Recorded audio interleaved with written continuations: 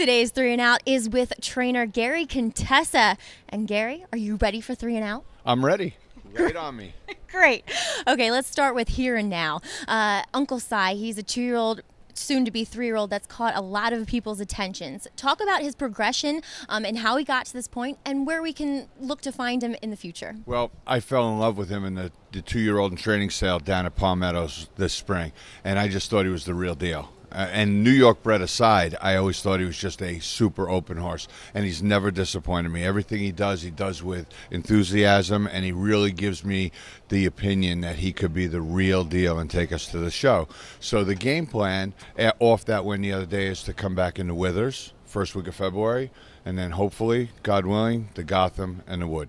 Excellent. I'm glad you brought up buying him in the 2-year-old sale, because that's my next question. You spend a lot of time at those 2-year-old sales. What is the number one thing you look at when purchasing these 2-year-olds?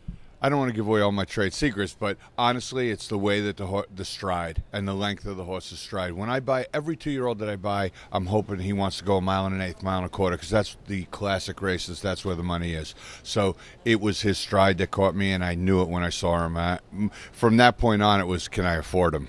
Exactly. That's always everybody's question. Your record for number of wins in New York was just broken, but it was one that you held for quite many years and quite an accomplishment within itself. What has been your proudest moment so far in your career?